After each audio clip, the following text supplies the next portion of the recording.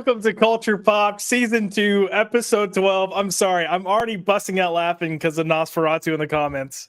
He just popped right in before that video ended. But again, welcome to Culture Pop. This is Season 2, Episode 12, and I'm here with my guys, Dolan, a.k.a. Drew, a.k.a. I write too many comics, and I have too many names. How are you, sir? I am fantastic. As we were talking back behind the scenes, I am on cloud 9 right now. It's a good week. Great to see you guys. It's a great time and a great time to get to hang out with Aaron and Josh. So let's have a fun time tonight. Fun time tonight. And then, as he alluded to, my first co-host, my main man, Aaron Sparrow, is with us as well. And Aaron, you've done a little bit of writing yourself with some Darkwing Duck, some Injustice. Wait, no, not Injustice. Young Justice. Young Justice. I haven't even been drinking. I blame Nos. He derailed me from the word go. Young Justice. And yeah, how are you doing, brother? I'm doing all right, man. Doing all right. I was writing some. So the last 2 days, I've been writing some black and white for Art Bear for Volume 3. I'm gonna be turning those in either later tonight or first thing in the morning, so he can check those out. Let me know what he thinks. But yeah, it's going really well. And as you can see, unlike Sunday night, I am back home where I have my lighting, so I don't look like I'm sitting there in the darkness going, put the lotion in the basket. Oh no. Okay, so that's something the three of us know about. Yeah, that's an inside joke at the moment. If you tune in to Zax's channel, Circle of Jerks, on Saturday, you might learn what we're talking about because I sent him clips of this guy, and he seems to be on board with pulling it onto his show. But Aaron, before we went live, you were talking about fun things that you do with action figures. Oh yeah. So I picked up. So you guys, you may know if you watch Wes's channel and you listen to like the podcast, we talk about toys. I'm a bit of an action figure snob. There's certain scales I collect and other things I don't like. So I was just showing Josh. I said, so Masters of the Universe is doing these, or Mattel is doing these Masters of the Universe figures that are like Ninja Turtle crossovers. But they're doing them on the Origins figures, which are very much like the original toys that Mattel came out with when we were a kid. And to me, like, there's such better versions of these now that I consider these to be crap. So, but it's got cool accessories and they look really neat with like the turtle stuff on them. So what I did is I went and I got one of the much cooler Masterverse figures and started customizing the pieces onto the Masterverse figures so that I have a bigger, more impressive 6-inch scale version of the Turtle Crossovers figures. So I think that's going to be my new custom series right now. Heck yeah. Fun times.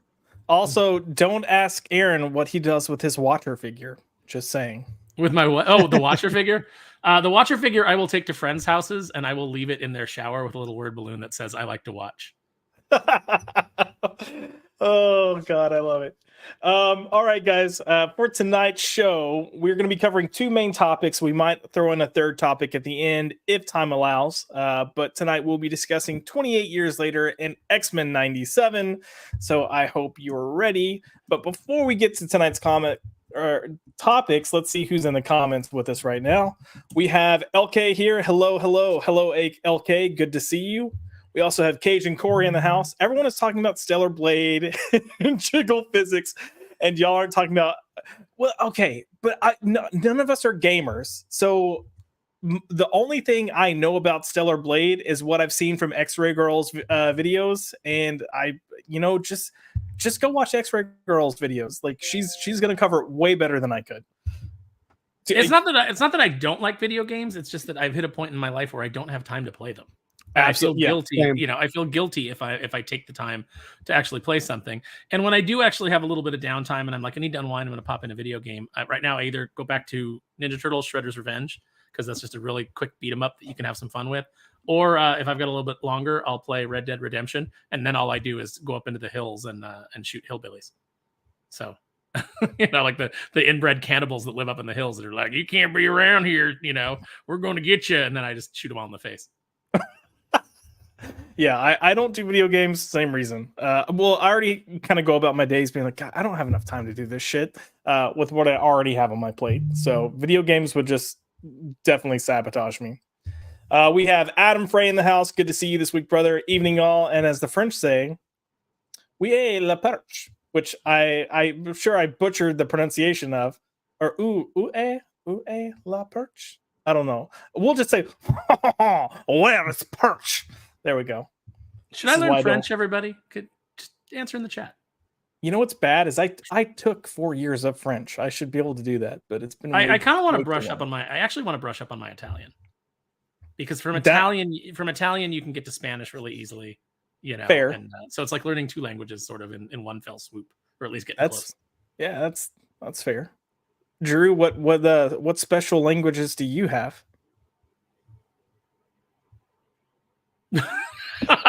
Apparently none. I speak the language of love. Is it? Are you on a delay again? Delay? Oh no. Yes, maybe. All right, so I'm gonna hop out. And then I'm gonna join another device. Give me a minute. We've got you on a 7-second delay because of how foul-mouthed you are, Drew. Oh no, I need Max in the comments to experience this. All right, well, while Drew's popping out and popping back in, we will continue with the comments. Aaron responded to Adam saying purchase at Arby's. I mean, clearly, like nice branding though, Josh. Nice branding. Drew's popping out. He's gonna pop back in. Oh, I like that you're keeping everything on brand. I do what I can because that was totally on purpose. Yeah, and this is the a-hole that threw me off. Nosferatu the vampire, pop my culture, that thing. Leave it what to Nos. What does mean? God, we'll talk about it after the show. Okay. I'll fill you in. Replace the B with a P, and that's what the word is supposed to be, but the B stands for boy. So there you go. And the more you know, rainbow, shooting star. We have Ivan Sanchez in the house. Hey guys, what's up, Ivan? Hey, Ivan. Andrew Gonzalez, what's up? What's up, brother? Fear Monarch. Absolutely. What's up? How are you doing here? He says Nos makes you laugh, but not Cajun asking. Cajun makes me laugh too. I'm not gonna lie, he gets me. But it was just that comment popped up like right as we were about to go live, and that's what I read and saw. So freaking Nos killing me. Nadia. Hello, Miss Nadia. She's coming up calling us nerds. Yeah, we are. What? No. So our mom says we're cool. We're cool.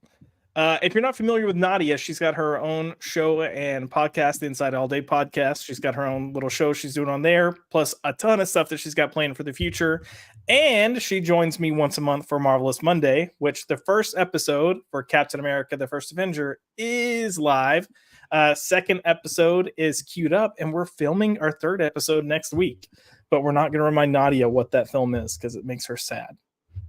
How come you never come on with us, Nadia? Come on Tuesdays.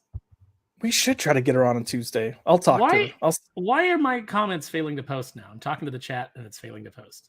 I have no idea. We have Drew popping back in. Okay, Drew. So I answered Nosferatu. I said, I've watched videos of what transpires if you don't automatically shoot the Murfree brood in the face. And I have to say, I prefer my policy. First is policy. Oh, Drew, are you there? Drew, can you hear us? I am here. It sounded like you're going to come in. I am here. I am standing in the eye of the hurricane right now. And it's windy right now. Yep. Where am I? What's bad is when I asked you the question, I didn't know if you were like joking and waiting to give a response or if there was a delay. And then when you're like, man, is there a delay? I was like, oh God. Here we go. Here we go again. Again. It's a delay and an echo. We also have JD Petty in the house. What's up, JD? How are you? Let's see. Anyone else before we get on to tonight's topics? Oh, we got the Woad Warrior. What's up, Woad Warrior? Woad. I want to sing it to the tune of Dream Warriors. Do you remember that from Dream Warriors? There you go. Don't want to dream no more. Oh gosh. Gawkin, baby, it's Dawkin. It's Dawkins. We have the man himself, Zach's in the house. What's up, shoulders? Zach's, we were just talking about you. Aaron made a reference to it rubs the lotion on its skin. And I said, you may or may not have some good content for Saturday night. We'll wait and see. So, Zach's, I may want to talk to you about that too. I had a suggestion that might be fun. And we're getting hit with a double whammy. We've got the cannolis in the house. So cannoli Sasquatch, Josh, hello, sweetie. What's up, my lightsaber dueling buddy? And then we have Mrs. Sassy Sasquatch herself, Joshy. Hello, Sassy. How are y'all? Good to see you guys here. And with that, we will go ahead and get on to tonight's topics. So we're kicking things off with real talk, and we're going to talk about 28 years later, a sequel trilogy. Okay, first off, we've all seen 28 Days Later, correct? Yes. Yes. Awesome. So if you're unfamiliar with 28 Days Later, it came out, I believe, in 2000 or 2001. It's a horror film, kind of a take on zombies. One of my favorite zombie movies of all time. Is it the first movie that gave us fast zombies? I think so. Yes, it was. Yeah. Yeah. I don't think they were technically zombies. They're not. It's like a virus instead of them being undead. But yeah, they move fast and it's scary as hell. Yeah. It is terrifying. Like, I've never been scared of zombies, but this made, because I mean, look, if you're moving slow and you're stupid and I can like stab you 50 million times and chop your head off before you can do anything to me, then if you're mostly rotten and I can burst your head like a watermelon, with a pointy stick, you're probably not that threatening. It's just what, obviously it's the terror comes when you get mobbed by them and they're everywhere. But yeah, in this one, they will run you down. Oh yeah. Yeah. They are their sports cardio athletes. game is strong. Oh yeah. Oh yeah. They will burst and catch you and get you, and it's terrifying. But Josh and I would be dead immediately. Drew would get away because he runs all the time. Absolutely. Yeah. That asshole is like, oh, I got up and ran 5 miles today. Oh, it's just a little bit. I'm like, you know what, dude? F off. Well, hey, if it makes you feel any better, today I walked 10 miles. So if that makes you feel any better, I'll just say that. No, Drew. It doesn't make me feel better that you walked 10 miles. I tried. You know what I did? I sat at a desk all day. So, yeah. Why don't you take my back problems and shove it? I've got a back problems. Come on, don't be saying that. I got back problems. Very bad back problems. Drew, maybe. I know you're a big horror guy. So why don't you kind of tell us your thoughts on 28 Days Later? Why do you think it's a good horror film? And why should people watch it if they haven't seen it? I'm glad you enunciated, Josh. Yeah, horror. Horror. I would say because this was Danny Boyle's comeback film, I believe, because he had been kind of like in, I don't want to say director jail, but like he had like, not really big hits, and this really put him back on the map. But like you had believable actors who didn't look like Hollywood chiseled actors; they looked like real people in London. Like, no one was really beautiful in this film, and how it was all shot. It looked.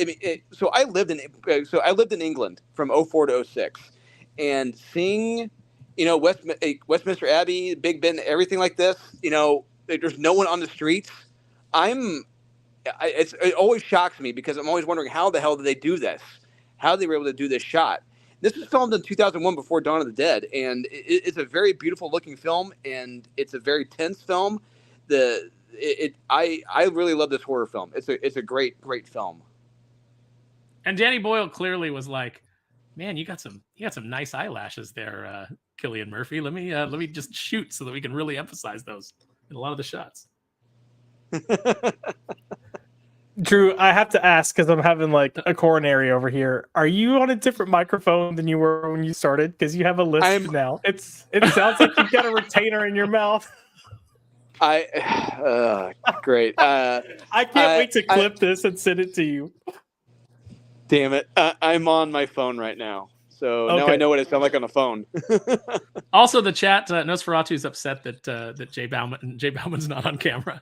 Yeah, he wants to see those beautiful legs that you like to show off. Oh, gee, I'm sorry. Oh, are you sorry? I'm sorry. Whoops. Any show Drew on is 20% foot fetishes. Pretty much. But yes, Nos. Drew Ithotari. He's really, really sorry. Look at this. We got Joe Corallo. Let me rephrase that. Award-winning editor Joe Corallo hopping into the chat. When are you going to get some real guests on the show? Well, Joe, if we can ever get our schedules aligned, we'll have you on. And we still need to get with Breen and film our comic stuff. But yes, just if you want to be out, yeah, you're free. Welcome. Just always reach out. Award-winning editor and accomplished writer. So Joe's got some good stuff coming this year that I've had the opportunity to read. Mm-hmm. Mm-hmm. Yeah, I haven't had a chance to catch up with him yet in a while, probably like a month or so. So I need to see where things are with him. But yeah, a lot of good stuff coming out from him.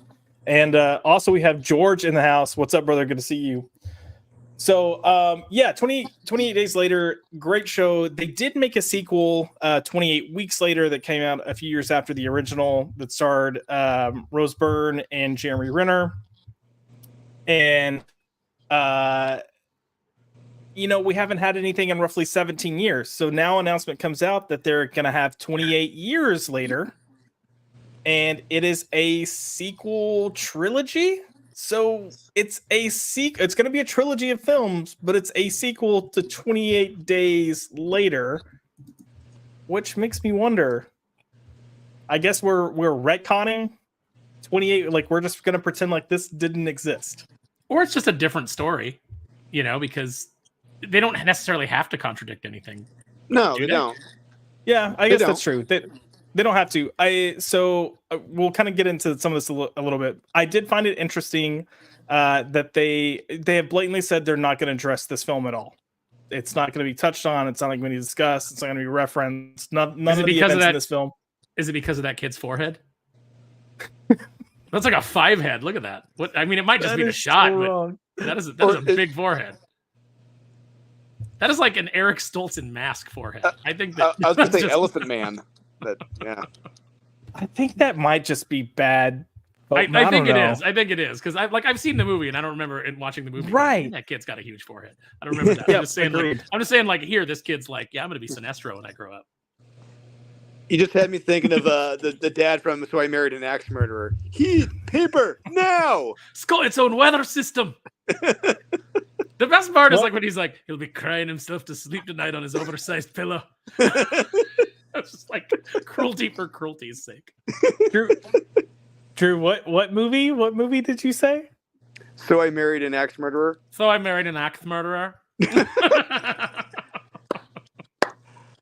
So I married an axe murderer. Oh my god, I'm gonna pass out from laughing too hard. And then I'll respond. I respond to that. He's like, so I married an axe murderer. Oh my god, I love that for you.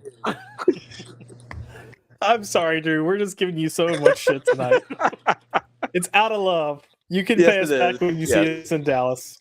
Fear Monarch makes a good point. It says that Aaron's forehead goes up. That's awesome. Oh man.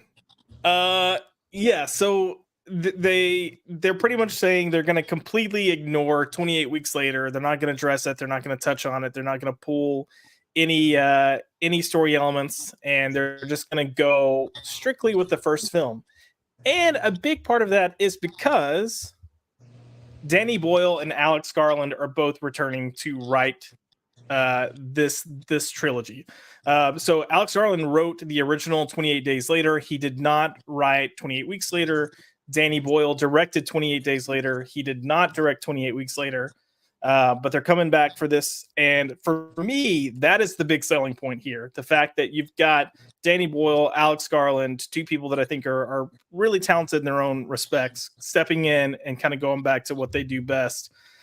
And then when they were discussing, like the idea of the story and what's going on, Alex Garland has apparently had an idea for a story going all the way back to 2009. And then just didn't care for it because he was unhappy with what happened in 28 Weeks Later, that he just was like, I don't even want to do the story.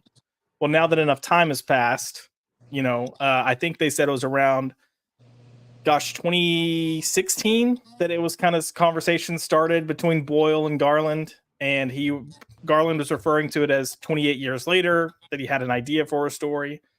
And it's slowly come to fruition since then. But these guys coming back in, Drew, does this feel like it's more of just a quick Hollywood cash grab and Hollywood like creative bankruptcy, or do you think this is something that is gonna pique your interest because it's these two? Well, I want to be clear. I enjoyed the sequel. I thought 28 Weeks Later is still a good horror film. Like the opening of that film, the first 20 minutes or so, that opening sequence is truly terrifying. But still, and I understand like it may be discontinued because they didn't have a part of it, which is fine. But I'm more on board now because hey, the two are back. They worked on the first one, and they weren't going to come back unless it was good, unless the time was right. And I'm there. I will be all there for this. I can't wait to see this. Yeah, Aaron, do you have any thoughts on?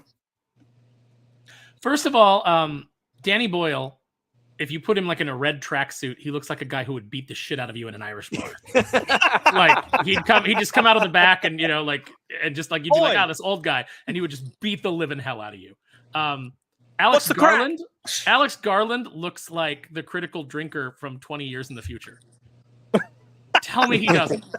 He kind of does. Like he's come back to warn the critical drinker about something that happens. He's like just with more of a tan. Yes. Yeah, absolutely. So that's what struck me about this picture right away. No, I'm actually excited about this. I loved the original film. I even liked the sequel. I understand that maybe these guys didn't, and I totally get that. It's like obviously I'm not enjoying Dynamite's current run of Darkwing Duck, so I totally get where these guys are coming from. I'm excited for it. I think that it's always nice when original filmmakers come back, and if they've got a vision for it, I'll give it a chance. Yeah. I got a few comments just real quick. Omega Man's here. Hello, Aaron and Drew. And hey, Josh, what's up? What's up? And then our favorite little nerd, our favorite otter, Max Von Priestley, Mr. MVP himself. He's I'm a Bidnet man. He's in the Bidnet. Every time look, when I see Drew's picture on the little Culture Pop thing, I'm like, oh look, it's Sod. And when I see Max's picture on his thing, I'm always like, look, it's Leonardo DiCaprio. Kind of. I mean, here, let's pull up this other comment from Max, and we can look at his picture, and then we'll see what he has to say. Yeah, I see DiCaprio to a degree. You bastard! Drew, you can't tell, but you said bastard. God, you bastard. Max, you're just a bastard, and I would give you such a pinch. You stupid son of a bitch. Max, we were fine, and then like a minute into starting the recording, there was suddenly a delay for Drew, and now he's switched microphones, and he sounds like Ricky Ritardo. Oh man. We love you, Drew. Drew's gonna rage quit the show in like the next 10 minutes and be like flipping tables and cussing. But Josh, what does bussy mean? Oh God! Oh no! I should have known this stream was doomed. I would not. I definitely would not Google it because you don't want any pictures popping up. Just a few comments that are on topic for our discussion. Darth Messiah. I liked 28 Weeks Later more, to be honest. I'm with you guys. I didn't mind it. I thought it was. I liked the film.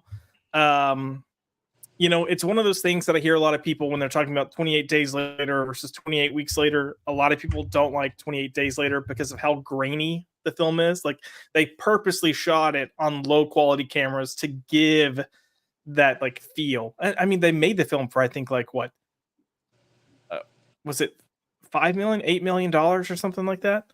So they did it super cheap, but they purposely filmed it on low grade cameras, and part of the reason they did that was the street scenes that when you have he rage quit, he ran away, he said F this. When they filmed Cillian Murphy's scenes where he's in London and there's the streets are completely deserted, they didn't have clearance to film that to like block it off for a day. They had literally like a minute to 2 minutes to film certain shots, and they could only stop traffic for that long. Then they'd have to let traffic pass through again and try to pick up another shot. So they knew that because of that, they had to have just really small cameras that they could easily maneuver and get around. So they had just little small digital cameras, and that's what they filmed on. But because the grainy texture of that was gonna be you can't just have a super crisp shot and then move to that. He's back. I'm back. There we go. Yes. Sounding I'm better, back. buddy. Yeah, Outstanding. I've never been like, wow, Drew, you sound hot. But going from hi, my name's Drew to this, I'm like, okay, all right. Ricky Ritardo to Drew, that's a good upgrade. That's what we do here What at Mutant Farm Comics. What are we doing? I don't know what we're doing. This stream went to hell in a handbasket 30 seconds in.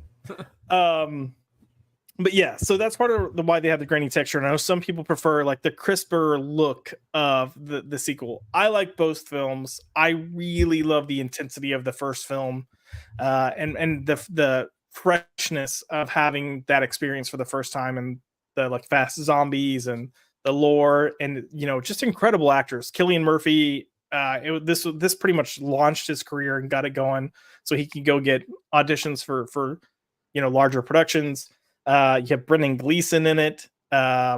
It's just good stuff. Kept you on your toes. And the second film, again, I enjoyed. I can't think of the actor's name, but the actor that starts it off. Jeremy Renner. Oh no! The actor starting it off. Oh no! I know what you're talking about. Yeah. But yeah, Jeremy Renner, Rose Byrne, they did a great job, and it was an interesting perspective to play. But yeah, I like both. I'm good with people liking one over the other. It doesn't really bother me.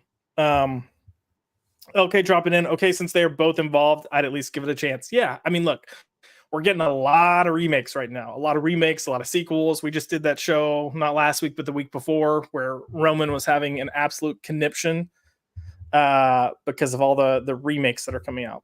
And this one I'm actually excited for. We have Vex Electronica in the house dropping a quick hello. We'll have to catch the replay. Have a wonderful stream. Thank you, my dear. Yeah, you have a wonderful night. I'm sure she's recording because that woman never stops recording. And JD Petty. So we aren't getting 28 months later. No, 28 months later is not happening. It sounds like it's going to be a 28 years later, part 1, part 2 type of situation. Part but then 3. It's not going to be 28 years later. It'll be 28 years and 6 months later. 29 years later. Well, for us, 32 years later. For the That's like when they on crowdfunders and you see people doing the arbitrary numbers. We're only $180 away from $3,320, and you're like, what's that mean? What does that mean? Yeah, I think the idea is that the 3 films are going to all be within the same year. Or that's my understanding. We'll see. Who knows? Wait, this is going to be a 3-part. 28 years later is going to be a 3-part. It's going to be its own trilogy. It's going to be its own trilogy. Okay, I thought when you said trilogy, you meant like this is the 3rd film in this series, but no, right. I didn't realize it's going to be 1, 2, 3. Oh man, that's crazy. So that's how I originally. Yeah, it's going to get a little crazier because there's pros and cons here. This is the pro having these 2 here. Better hope that first movie does well, huh? Well, they're filming the first 2 films back to back. So this return for 28 years later, film 1, film 2, they're filming back to back.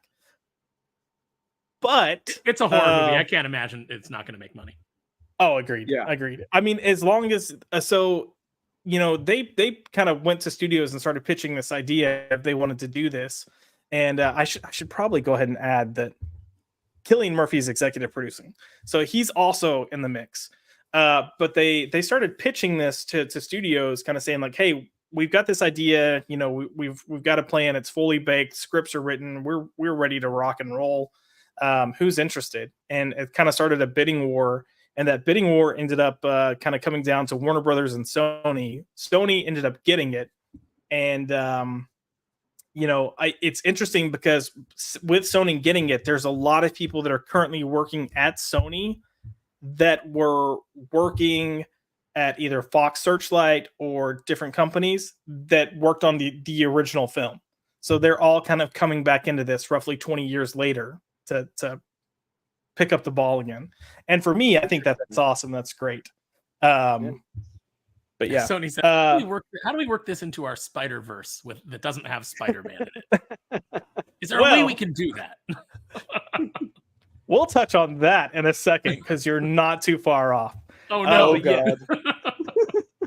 Cillian Murphy is coming back. He's in an executive producing role. He did a lot of talking about how he's been slightly involved with these conversations with Danny and Alex over the years.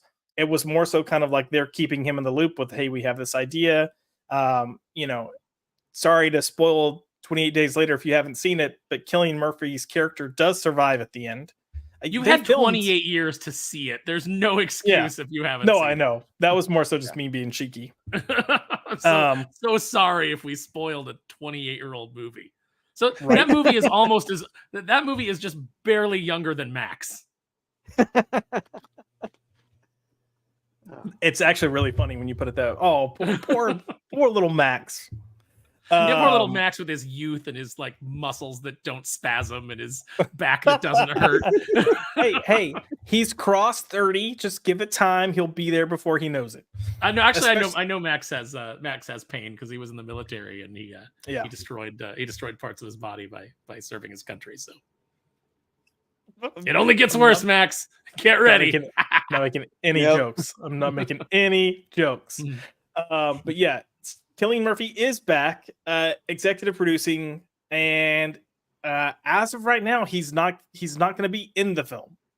So, I find that interesting. I think that's honestly, I think it's bullshit. I think he's going to be in the film, but he may not be in it until like the second film, because part of the conversations they were all having was Alex Garland was like, "Hey, it's pretty much been 25 years since we filmed the original. So, you're practically 28 years later in real life," referring to Cillian. Mm-hmm. But he's only executive producing, quote unquote. For now. So who is cast in the film? Well, the three leads are Jodie Comer, Aaron Taylor Johnson, and Ray Fiennes. I'm cool with all this. I'm cool with that. So the person I'm not familiar with is Jodie Comer. I haven't seen her really in anything that I can think of. She looks British, and that's what you need. She looks British, and that's what you need. Yeah, come on. Honestly, I'm going to this for Ray Fiennes because honestly, Ray Fiennes is the one I know is going to deliver a fucking kick-ass performance in this. Agreed. Aaron Taylor Johnson, I know he is turning into a big action star now. He's got the big hit Craven coming out soon. Yeah, are we excited for that? And so excited. I mean, I am in the same way that I was excited for Madam Web. So yes. Yeah. And Jodie Comer, yeah.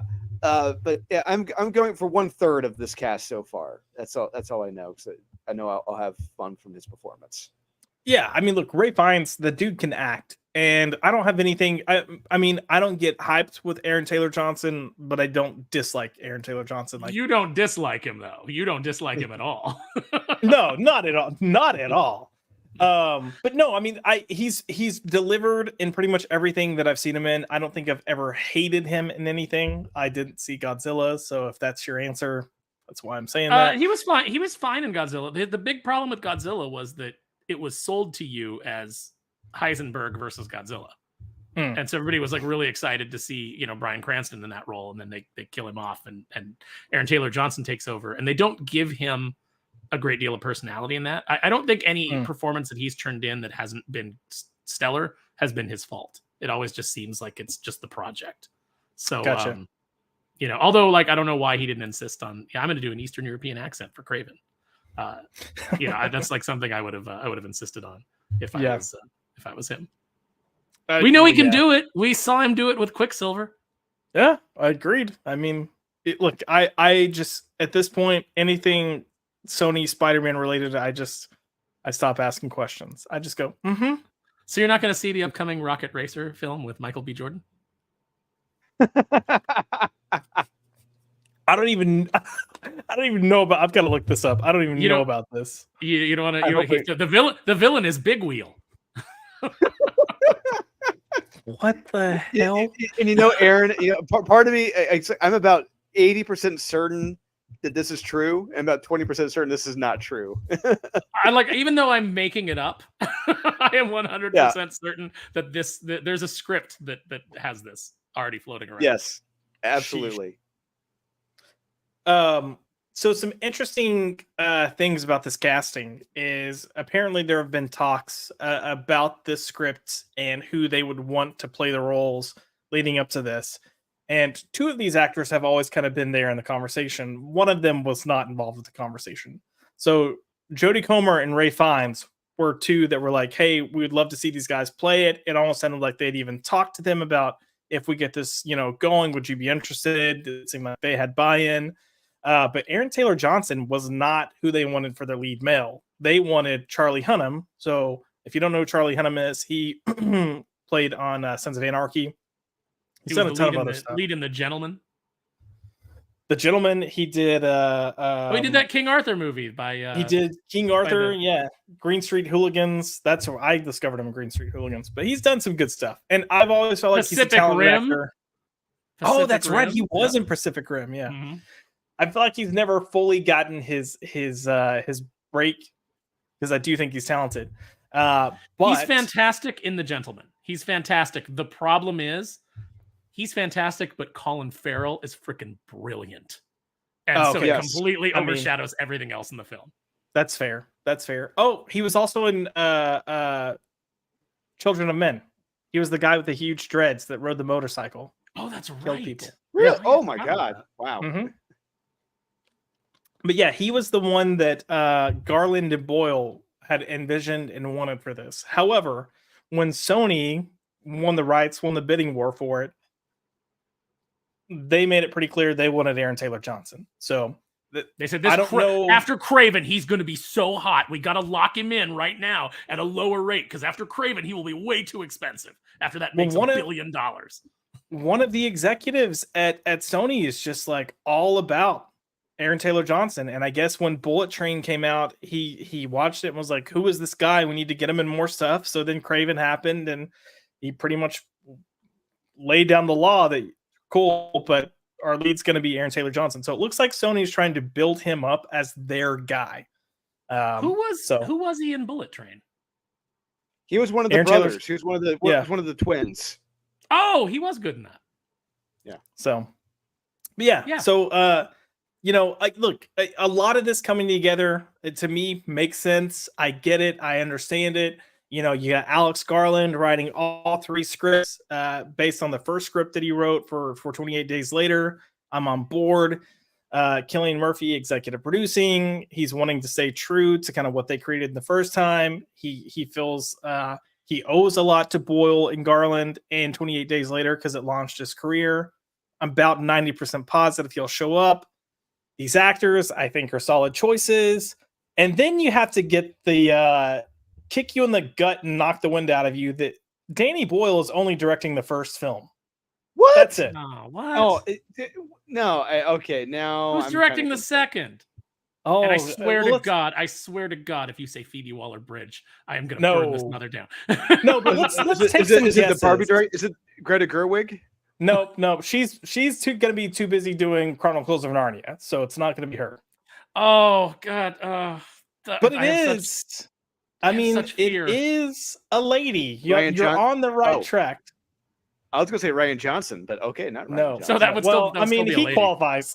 Yeah. Picking up with the second film, but keep in mind they're filming the first two films back to back. So picking up with the second film, Nia DaCosta. What? Oh my God. So based on what? Apparently they thought she had a lot of potential from Candyman, but it sure as hell was not from the Marvels. Like that is for sure. People remember Candyman, the Jordan Peele ripoff remake that sucked ass. Wow. Yeah. I mean, at least this being a smaller film, might and maybe we all know that like Marvel casts directors and then they don't let them do anything. They give them, like their marching orders and the film has to be this. Especially when they do the diverse hiring. It's like, it's just for show and it's just for, putting out there that, we have a black female director, but then they don't actually let them do anything. So I'm willing to give the benefit of the doubt. I didn't love that Candyman movie, but maybe, maybe she'll have like, maybe she'll be working with people. Maybe, she'll get some mentoring with Danny Boyle, and kind of, I'm willing to give it a shot. Yeah. I mean, look, she's a young director. She's new. There's going to be some learning mistakes. I'm going to give it a shot. I'll give her the benefit of the doubt. I just can't see her living up to Boyle. Because if you look back to that first film, he did a lot of really interesting stuff from a directorial standpoint. Mm-hmm. And I don't know how much of that was his own creativity or him kind of working around their limited budget. Either way, it's part of what makes that film stand out. And he's going to have a challenge himself of living up to what he's already done. But man, to just follow it so quickly with her, those are big shoes to fill. It's a steep dive down. Honestly, I'm sorry. Look, I just see it as a steep dive in quality. Unless there is a Poltergeist, Toby Hooper, Steven Spielberg situation where Senior Spielbergo is over her shoulder the whole damn time while she's making the film, then yeah, I'll gladly go see this. But unless that happens, I don't plan on seeing this if she's attached. That would be super beneficial for her, is to learn at the feet of a master. And I think that that's something that doesn't happen enough anymore. It doesn't happen in Hollywood. It doesn't happen in comics. You don't have kind of elder statesmen passing on their knowledge to younger directors, and you don't have necessarily the younger people willing to listen to the older journeyman when they come in and give advice. So I think this could be a net positive for Nia DaCosta if all these stars align. So I'll wait and see. But I mean, obviously they want to make this. Obviously, if Danny Boyle thinks that she's got the chops and that she can pick up, where he leaves off and do a good job, it's his film. I'll bow to his decision. Well, he did say that the reason they wanted to do the first and second film back to back is that he knew he really only wanted to do one film. But he wanted to do it back to back so that whoever stepped in as the next director, it would be close enough that they could spend time together. So she could come to set while he's directing, and they could make sure that the vision is cohesive and clear, and his words were consistent. Now, anytime you're passing something off to somebody else, you're going to lose some of that consistency. But the fact that they're approaching this as, hey, let me mentor you and teach you and make sure we're in the trenches together for a little bit before you go off on your own. That's something that it's not even film, but comics, television, film, they've all kind of lost that aspect. You've lost that mentorship, kind of like you were saying, Aaron, and we've seen the effects of it. Like, it just leads to a lot of work that's not nearly as good. So with that in mind, I'm super excited for the first film. I can't wait to see what it brings to the table. And I'll be there to give her a shot, because if they film it back to back, you're looking at probably like a year separation, if not less, between film 1 and film 2. And then if he's in the editing room, he's like overseeing everything. I think it could work. Absolutely. And like I said, good opportunity for Nia DaCosta to kind of learn from a journeyman director. Yeah, agreed. Let's look at some of the comments real quick and see what people have to say about this. We've got JD Petty referring to Cillian Murphy. Now I become executive producer, meddler of scripts. I don't think he'll meddle too much. I think he's going to push for Alex and Danny to do their thing. And I think too, the executives behind the scenes, because they were part of the like Fox Searchlight background, and we're really about let's do stuff that's good quality. I think they're going to come in and let them do their own thing as well. LK, 6 hours of zombies. I don't know, but then I'm pretty zombied out unless someone wants to do a zombie tramp movie. Drew, do you want to do a zombie tramp movie? I would love to do a zombie tramp film. I would love to do zombie tramp. Shit, man. How What are the situations with the rights with Zombie Tramp? Because last I heard that comic company that has the rights is is in a whole mess of trouble. No, so that is all done with. What's his name? Dan Mendoza. He has the rights back. He's got the rights free and clear now. So it was Action Lab, right? Was that the company? Correct. Yeah, correct. And Dan doesn't have fun things to say about Action Lab.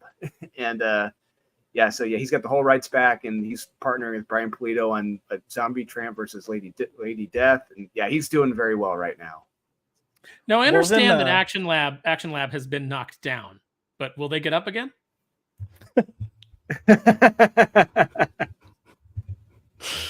Long-time viewers of the channel will know what that reference is. They're never going to keep him down. Never going to keep him down.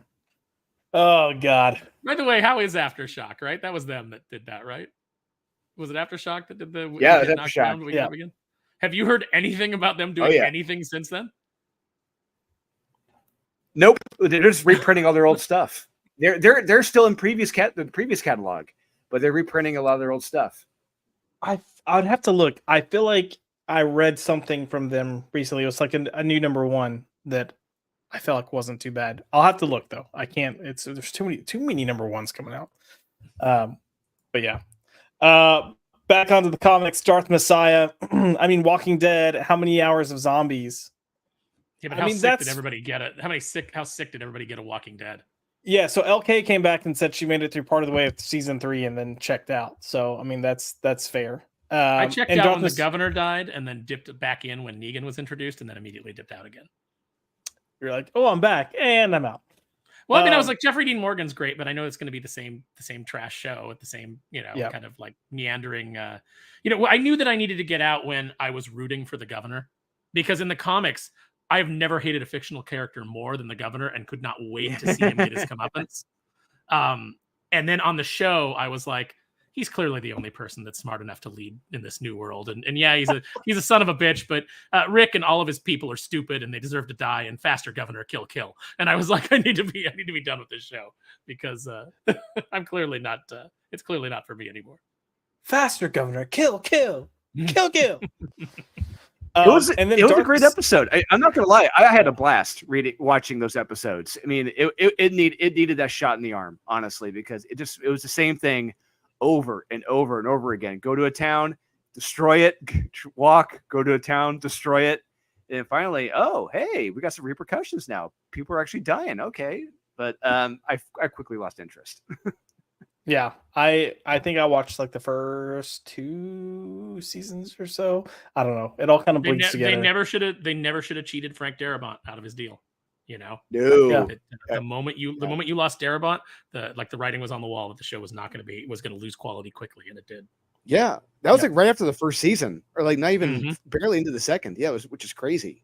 Yeah, apparently Gale Ann Hurd couldn't wait to screw him. That's insane. Wow.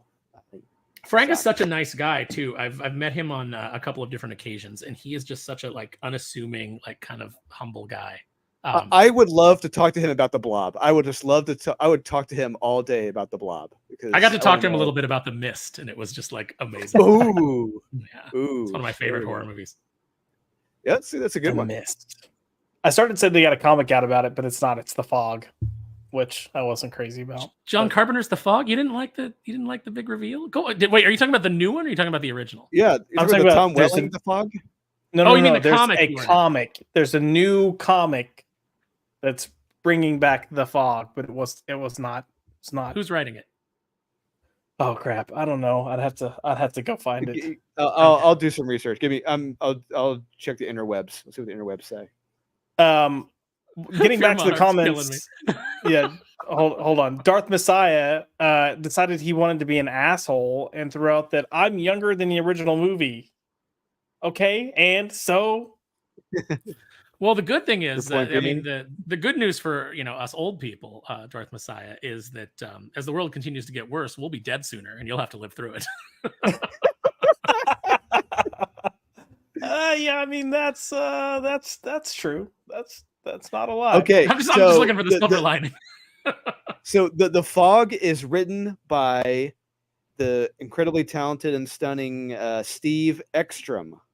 and art by Marco Fodera. Who is I've never heard of Steve Ekstrom. Neither have I. Yeah, no clue. And what publisher is that again? Massive. Okay. Yeah, Who's Massive? Massive. They are a very small independent publisher. It's like in Sumerian is a sub imprint from Massive, and they did the Matt Martin Red Man story he did where it's about like the rapper. No, they couldn't get Method Man too. Like it wasn't Method Man and Red Man. They couldn't afford them apparently. Too much. Yeah, they couldn't. Not enough weed. Who would have thought? I've never heard of this publisher. Yeah, look him up. They did a series called Red Man by Matt Martin, who does a lot of the Godzilla comics. He just did one of this big 1970s Japanese character who fights kaiju. It's actually really well illustrated. Kyle and I thought it was amazing. It's pretty much a silent comic series, but it's amazing. Oh, okay. I mean, no shade to Massive as a publisher. There's so many comic publishers that seem to get announced every week that it's really tough to keep up. Yeah, they're very and their comics are supposed to have a publisher now. Announcement coming in a few weeks. Wow. Okay. Well, guys, we know that Game Changer is going to be Magma. I mean, come on. Magma, liquid hot magma. Magma.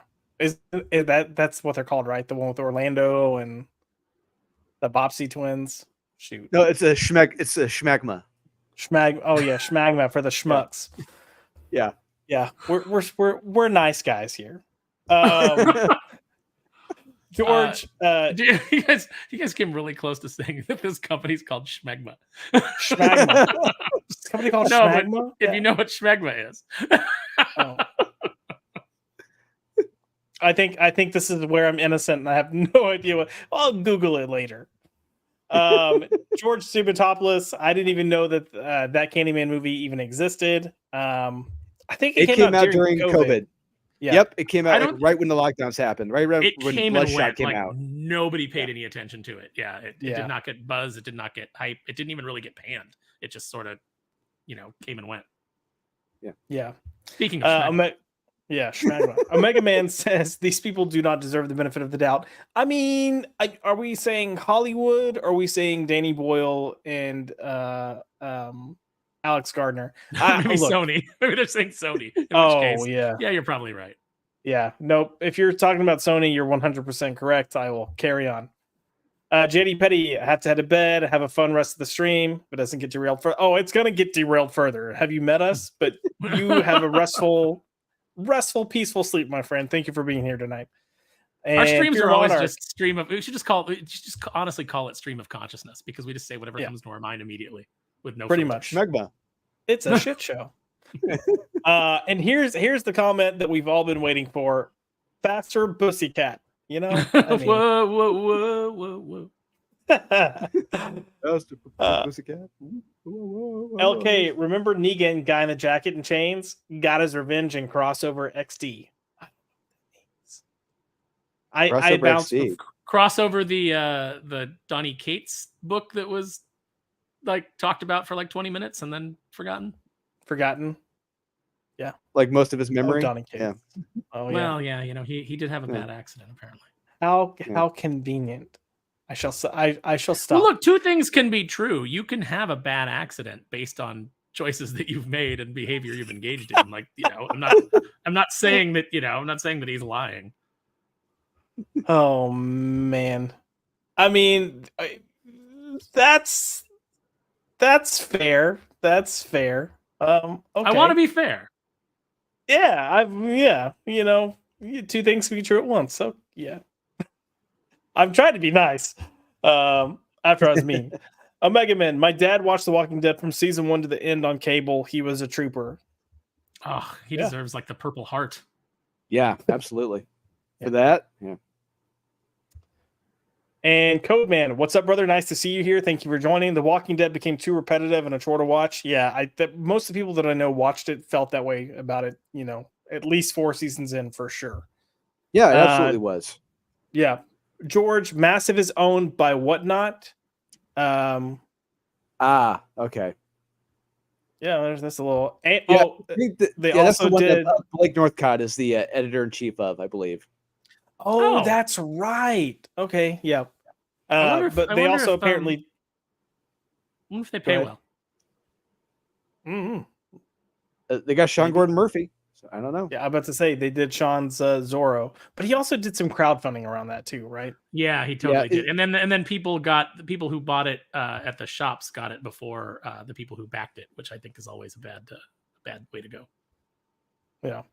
The people that get you there, the people that get you across the finish line and let you pay money so that you can actually make your project, they should get the product first. That's and I'll die on that hill. Yeah. I've got to call out this comment from Code Man. Being 31, I'm too young to be old and too old to be young. Yeah. Code Man, you're in that age when like nobody feels good about helping you. Like nobody's ever like I helped a 31-year-old man across the street today and I felt really good about myself.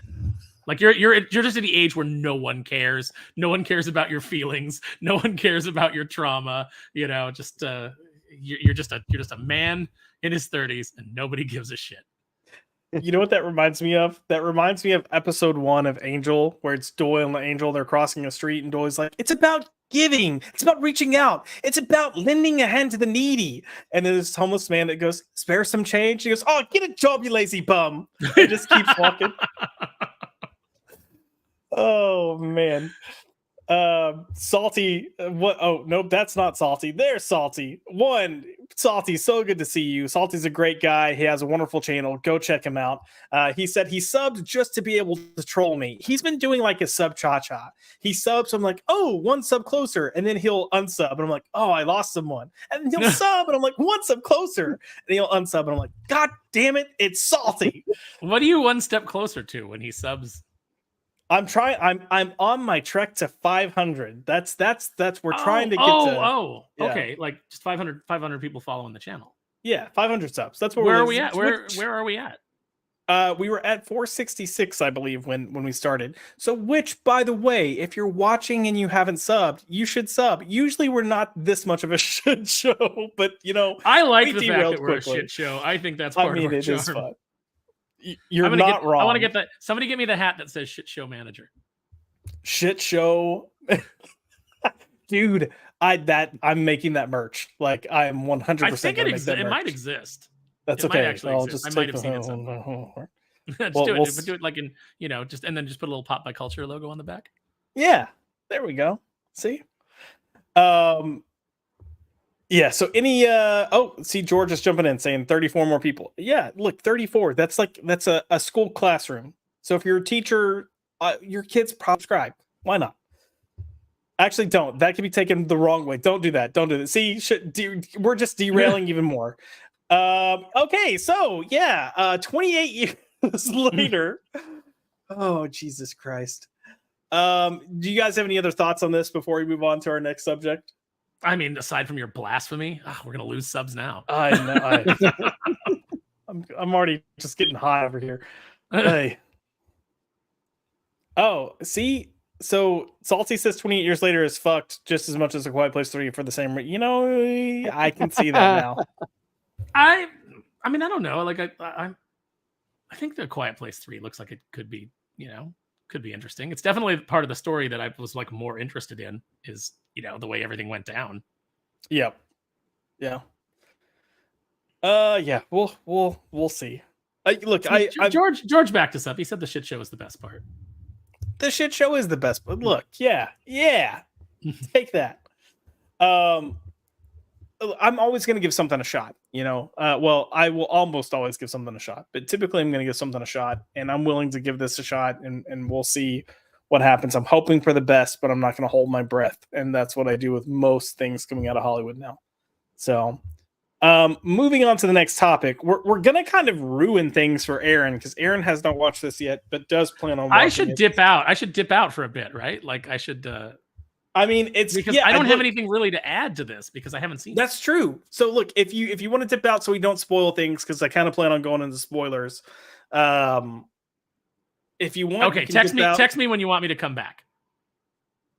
I mean, this will be the last topic. So, I'll come back in to say goodbye to everybody.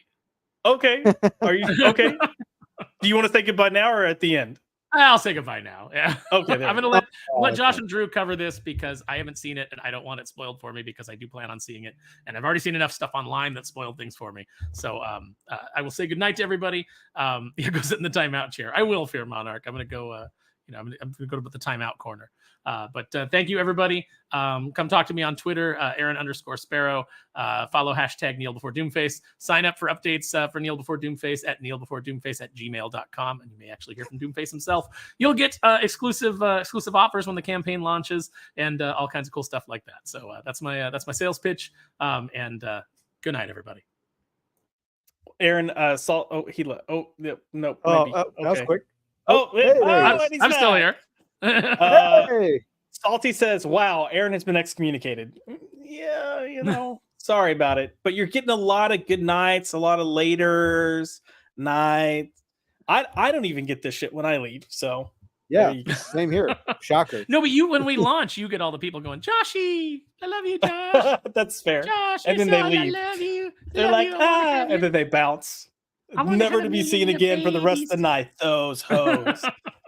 All right, brother. Thank you for coming on. Have a good night, and I can't wait for us to be able to talk about more Doomface stuff in the future. So, Oh yeah, I got some good stuff coming up. All right, talk to you guys yes, later. sir. All right, Bye. bye, brother. Yeah. See you, man. Oh, don't do that. See, this is amateur hour where I almost hit end stream. Anyways, second half of the show, we are going to be talking about a little show that I think it's fair to say it's surprised the hell out of us because we expected it to be a pile of garbage. X-Men 97. So they're coming up on the last 3 episodes, and it's going to be a 3-part finale. But Drew, I kind of want to talk to you about why we feel like this show has worked, why it's been successful, why fans are responding to it. Because I pretty much everything I've seen has been positive. I don't think I've actually seen someone have just hard negative takes on the series. So for you, why do you think this is striking a chord with fans, and why do you think it's turning out to be as much of a success as it is in terms of people enjoying it and liking the quality of it? I'll say everyone had a lot of fears going into this. Well, and I think a lot of it is predicated from the main X-Men. For us, predominantly the main X-Men line of comics. I think that's one reason for sure. Yes, they are mostly shit. Well, not mostly. They are shit. And when you have a gentleman like Bo DeMeo make comments on Twitter, what he was planning on doing to the X-Men, what he's bringing, his I don't want to quote it directly, but what he was planning to bring to it, it's a cause for alarm, because it's like, where does that fit in the X-Men animated series? And so naturally, I was hesitant. I was terrified when the time episode 1 came out, and I saw episode 1. I'm like, oh hey, this is good. Episode 2, even fucking better. Episode 3, holy crap! It just like each episode just got better, and I think why it works is because it's true to the characters, and not only that, it's true in the tone to the characters from the 90s animated series, and that's what everyone is really connecting with it to, because it's true. It really it is who they should be. It's who they are.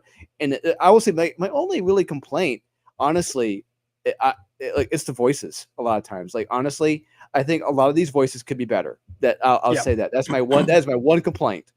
But other than that, I've had a blast watching this, and I can't wait to see what happens next. The finale to the last episode, I flippin' loved it. With introducing Bastion. Spoiler alert. Yeah, I can't wait to see what happens. It's fantastic. It's action packed. Yeah, it is emotional. It's horrific at points. Yeah. It's got everything I want. Yep.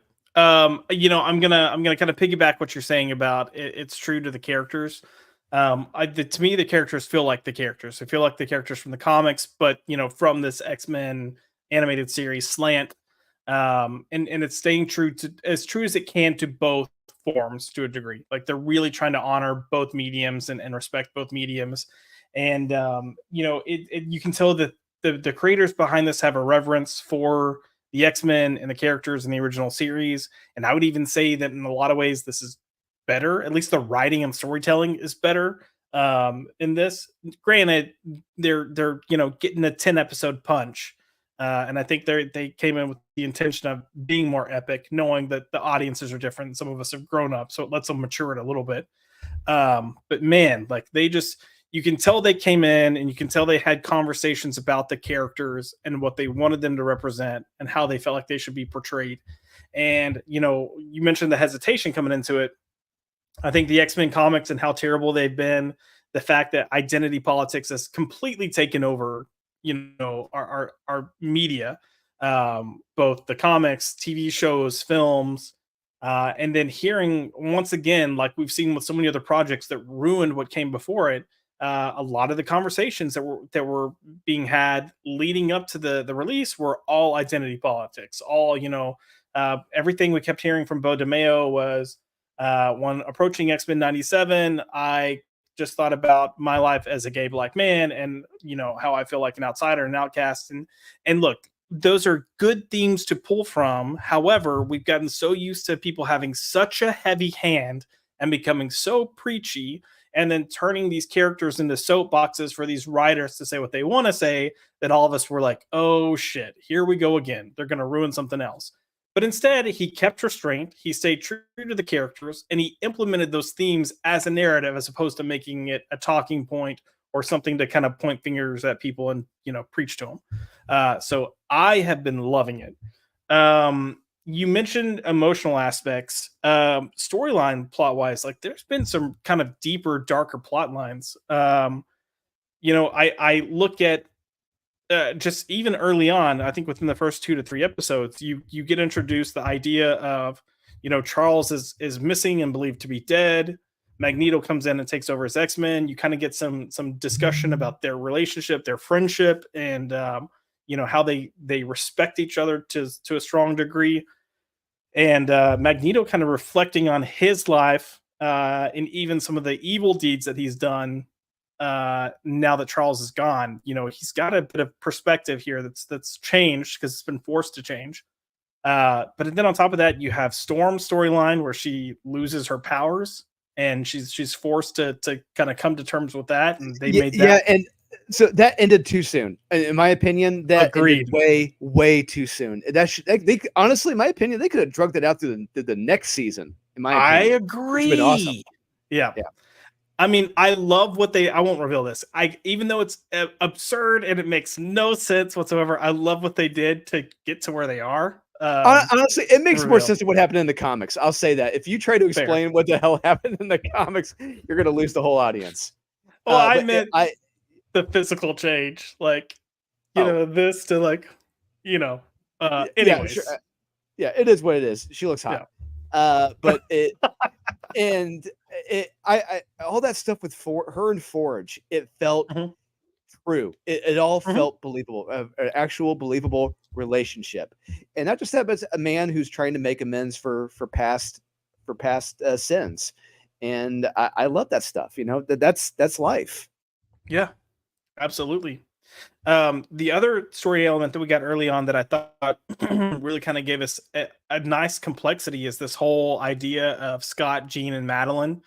And I thought that it also felt a little brief, but I liked there are so many ways you could have taken that into the melodramatic atmosphere, and they didn't.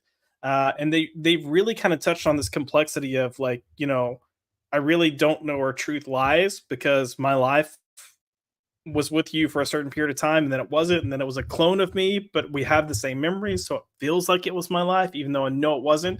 Like that's kind of some deep stuff when you really start breaking it down. That's another plot line. They could have drugged that sucker out for a while, and I would have no problems with that.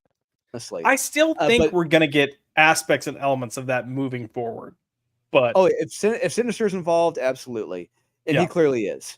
That was one of my favorite episodes. One of the many actually is that like that Nightmare on Elm Street horror episode where like they're all going to like hell and the whole mansion is warping. Like, this is fucking awesome. I loved it. It didn't see it coming at all. Did not expect any of that to happen, and that's what I love as a viewer. And wasn't that like episode 3? Like, it happened pretty quick. Yeah. Yeah, Yeah. it was. Yeah. We've gotten a lot of fun stuff with the series too. Like we kind of did, even though it's probably one of my least favorite episodes, we kind of got Jubilee and this whole new take on Mojo World, but it's video games.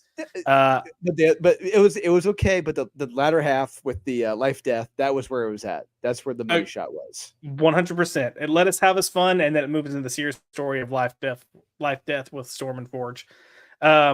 Even Sun, is it Sunspot? No. Ooh, who's the new kid? Well, I'm drawing a blank on. Yeah, it's Sunspot. Yeah. I Costa. was concerned about how he was going to get brought in. I'm they haven't done much with him. I feel like they can do more, but I'm enjoying it. And for Morph. And honestly, I was very, very, very worried about Morph, but no, he's been very kind of in the background. Yep. And now there was a lot of talk about Morph and this whole non-binary approach, and they haven't leaned heavily into things, but they've had tinges to kind of hint towards that. Like he has some feminine mannerisms every now and then physically, but dude, I've had a blast with Morph because it really looks like they've been like, all right, there's so many characters we want to use that we can't really pack in to tell these stories, but we can take advantage of it with Morph and do some really cool action shit. And Morph has had some freaking great action stuff that's fun. Yes. And it's cameos done in a good way. Yeah, absolutely. It's a lot like the episode when Morph came back to the team very briefly in like that third or fourth season, like that latter part of the episode where he was turning in suddenly into Angel and the Beast and the Omega Reds, just like randomly just doing it for for the sake of the action. And that's perfect. That's who Morph should be. I love it. Yep, agreed. And then we have characters that we hit this fifth episode and things really just like gut punched. Like one, I think that was the most intense episode of an X-Men animated series that I've ever watched. And you kind of have this whole subplot with Rogue and Magneto's background, which some people love, some people hate. But Gambit, you have that kind of triangle really kind of starting to get played out. And I'm not gonna, I won't fully reveal what happens, but not all the characters of the X-Men make it out of that episode because Genosha gets attacked. X-Men are there, and it's a bad deal. But what's funny? It's just funny about that episode, Josh, is that sorry to cut you off. I love that episode because it starts off watching it. I'm thinking to myself, they finally jumped the shark. They're going full Krakoa here, full Krakoa, and I'm like, I want no part of this shit. But what separates the creatives on this animated series as compared to the comic book series is that no, they bring in the twist. And it's like, oh shit, these massive new fucking Sentinels, and they just lay waste to the entire island. That was awesome. It woke me up. I'm like, oh, here we go. Now I'm having fun. But and you know what? Gambit went out like a champ. Oh shit, sorry. Oh damn it. It's fine. We threw it out there. Yeah. So Gambit definitely went out like a champ. Like like you're watching mutants get slaughtered, and it looks like he's gonna have this great heroic moment, and he just gets impaled, and you're like, oh shit. And then you think, well, he's gonna like come out of this somehow, and then like 5 seconds later, you're like, oh no, he's gone, he's dead. And then he just finishes with what does he say? The name's Gambit. You'll do good to remember it. No, the game's name. The name's Gambit. Remember it, like because he did that. That was his thing in the original animated series. Like I think it was against the Nasty Boy. Said name's Gambit. Remember it. I've always loved that fucking line.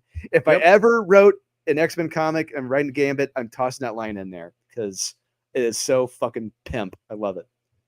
Yeah, that episode for me was just excellent. I remember it finished and I was like, holy shit, they went there. And it was also like, that was also the episode for me that I finished that episode and I was like, dude, X-Men's coming into the main MCU and I don't see how they're gonna. One, I'm not holding my breath for good stuff anyways because I'm just nervous. But yeah, we all are. Yeah, now you have to, not only you're trying to fight your expectations, but you've got to outdo X-Men 97, the animated series. And I'm like, I feel like X-Men 97 is going to kick your ass with what they're doing because they are just they are knocking it out of the park. Yeah, and like I said, I mean, back to Bo DeMayo, it really, really raises so many questions about what the fuck happened, because we have no one has said publicly what it was. We have our assumptions, which probably could be, probably was, but we don't know specifically what it was. And it's like, and he produced. It's like, what the hell was it that getting kicked off this amazing show? Mm-hmm. Yeah. I mean, it happened so quick, in the fact that it happened a week before the show aired, and they're not talking about it.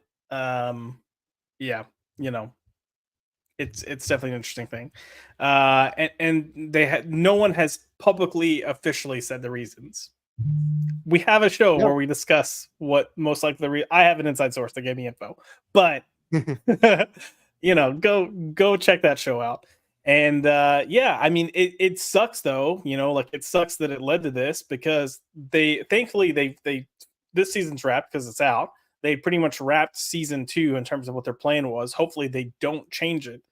And he was getting ready to start work on season 3. And I'm like, if he was delivering content that was this good, that's going to be a miss. And I mean, if he's a terrible human being and did terrible things, then that's one thing. But I would even say, as much as I came out with like, oh, this is what's going on, this is what's happened, this is questionable. I would almost say, like, I don't know, maybe there could have been other things that happened, but it sucks that we're getting such a good, strong quality product, and it's not necessarily guaranteed because the person that was helming it is now out of the picture. But we are heading into this final 3 episodes, and I was curious if you had any suspicions on where you think this finale is going to go. I honestly don't know. I hope we see more of Cable. Honestly, we've only gotten little gleams of Cable in a couple episodes. He showed up in the last one, which was awesome. But I want to see more Cable. It'd be great to see him really in action. But I don't know where it's going to go. I do know we'll obviously get Bastion. We'll probably hopefully get a kick-ass Magneto scene. Yep. Well, I just want them to keep up. I want them to keep up this excitement, the keeping me on the edge of my seat, keeping me guessing about what's going to happen. Like, I'm having so much fun on the ride that I don't want to think what's going to happen next, because and legitimately I don't know where it can go. I legitimately don't know where they're going to go, because this last episode I didn't see some of those twists happening. Agreed. But I'm this. It's great seeing an X-Men project doing well. That's all. I'm happy about that, and I'm having a blast. Oh, agreed. I'm having a blast. Or keep it on my, you mentioned you didn't expect them to take the show where they took it in this last episode. I mean, I felt that way for a couple episodes now, and I like that they're keeping me on my toes and making something feel fresh and new while still respecting the source material that it came from is not an easy feat, and they're accomplishing it with ease, and I'm having a blast. You mentioned hoping you see more Cable. I feel like that's a given. I think we're kind of set up to see more of Cable. How much we'll have to see. They did release a clip online that they kind of play a joke about the original X-Men film with Hugh Jackman when they get in the Blackbird, and Wolverine's like, we're really going out in these things, talking about the leather suits. And Cyclops is like, yeah, what would you prefer? Yellow spandex? They kind of have, they put a clip out similar to that from this X-Men 97, but Cyclops throws Cable like a uniform, and Cable's like, are you serious? And he goes, what would you prefer? Black leather? So I was like, all right. Kudos to you there. I like it. Yeah, I'm curious to see what they did with Bastion. When that episode dropped, you talked about how you thought they cast a really good actor for the voice actor. So I didn't realize it, but that's Theo James. Theo James? Yeah. So have you seen what all has he been in? He was in like one of the Underworld movies, but he was in White Lotus. Have you seen those? No, I haven't. What else has he done? Oh, he was in the Divergent series, but that wasn't good. I feel like he's one of those that's has a lot of talent but hasn't done good. Oh, he did The Gentleman that just came out on Netflix. Anyways, he's a really good actor. And it seemed like a pretty big name get for voice acting for this because he's got a relatively good film career going on now. But I thought he did really well.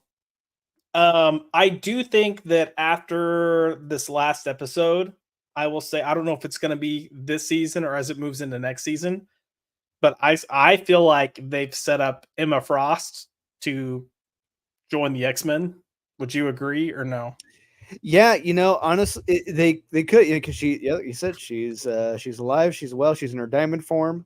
She did a secondary mutation, so we could get into maybe some Grant Morrison territory in the second season. We could. Which could lead into some interesting love triangles, or in this case, love square. Well, actually, a love. What's a I don't know when you have a dude. It's a pentagon. Love pentagon. We'll be in a love pentagon with Cyclops, Madeline, Jean, White Queen, and Wolverine. So it'll be a love pentagon. I was totally not putting, and if they decide to go the Hickman route, it could be even more interesting. Oh yeah, that's what we all want, right? It's a X orgy tonight. Yeah, I kind of felt like what they did with her and the reveal of her still being alive in the diamond form. I was like, oh, well, it just felt like a blatant, like, hey, wink, wink. Guess who's around? Yeah.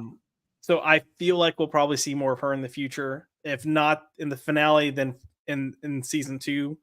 You know who we haven't seen, and I just feel like it just seems odd that we haven't seen this character, but I feel like they have to be present somehow, some way, and maybe we've seen them but don't realize it, is Mystique.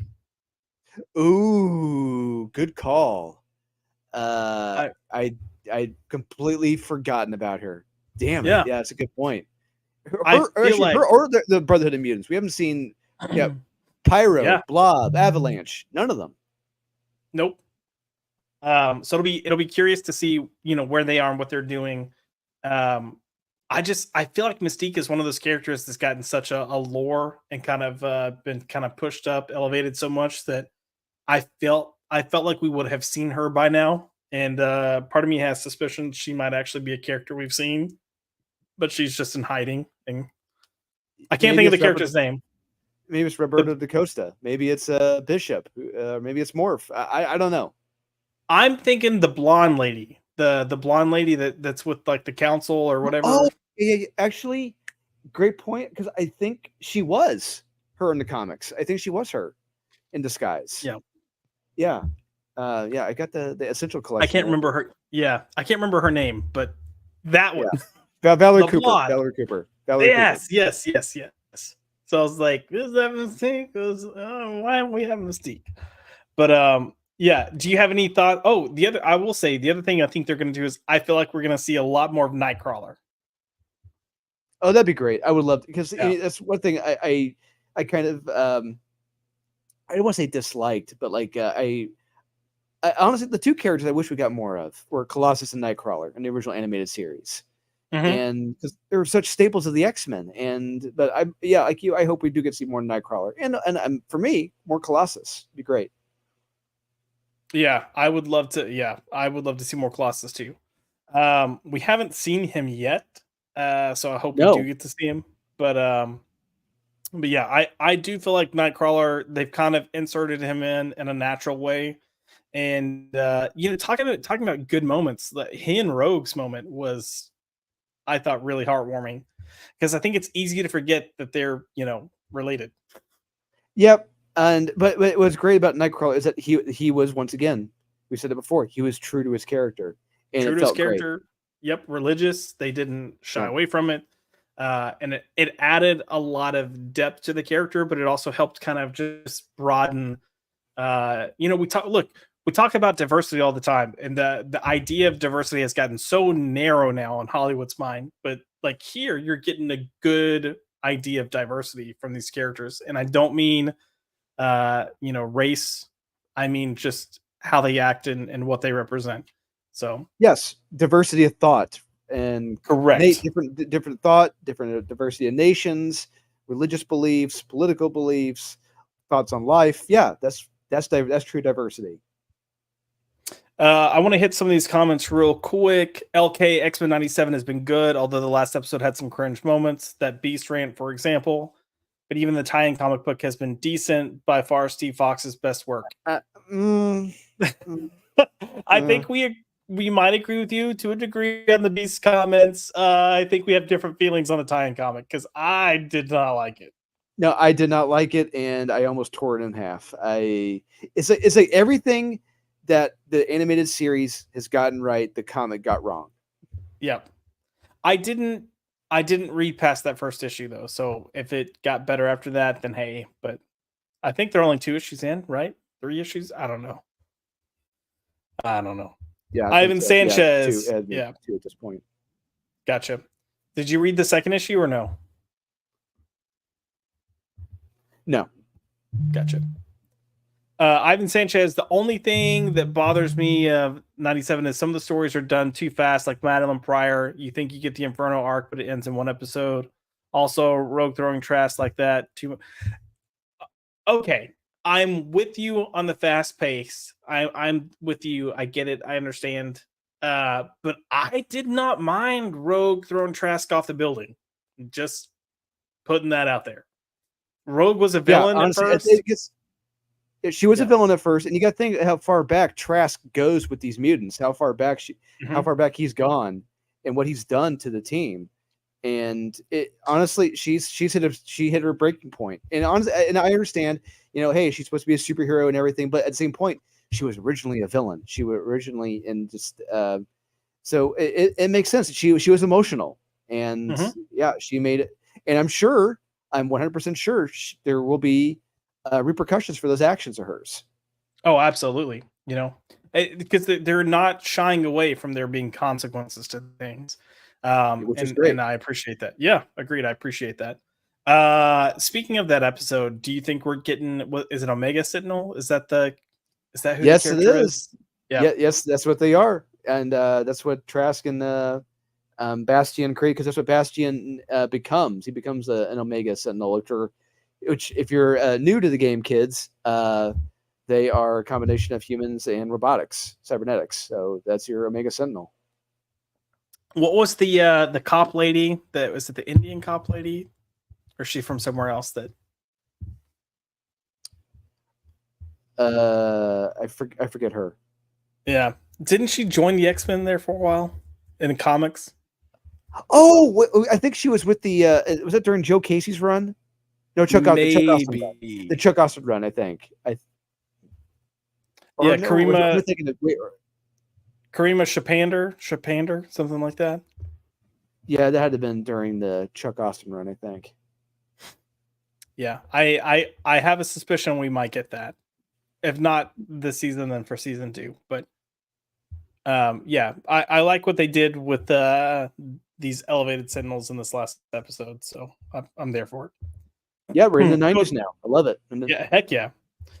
Code Man, we've been let down by Marvel so many times that it's a shock to have something great. Completely agree. And I think, we've got this, we went from like really giving everything the benefit of the doubt because we saw that they were delivering, at least MCU wise for years. Comics have been, a nightmare for a while. That we're like, all right, it's a bad project, but they'll bounce back. And they typically would. But then we just got like 4 years of just straight schlock, not many great things. I think we can probably pinpoint some moments that were like, oh, this was a good moment, or this was okay. But we've lost faith. So seeing something good is nice to see. Yes, that one Scott Jean Madeline scene is reminiscent of the Scott Jean Emma Frost scene from the Morrison. Yeah, that's my only concern. If they bring Emma in, it might be a little too repetitive, or they just might use this to continue the same theme of that story. But I don't know if I want Scott just being painted as a complete, infidel to Jean. Or maybe they separate. Like, who knows? Who knows? Maybe separate. Maybe Wolverine gets one of them. Who knows? Maybe Wolverine gets one of them. Hey, cashing in. He won't have to hold that Yep. picture and go, Gene, anymore. Life is looking at Millhouse. Love it. Ivan Sanchez, Sunspot is kind of lame, while true morph trends and anything, but you want those characters to appear for real. Also, he's a bit overpowered. Shouldn't his powers only change his appearance? Okay, I will say they could do more with Sunspot, but I think they've been building his story to even lead into these final 3 episodes. So I think you're really going to kind of get him embracing who he is and accepting it and becoming a full hero in these last 3 episodes. And I think that'll make a good arc for him. As for Morph, would you say he's overpowered, Drew? I'm enjoying it regardless.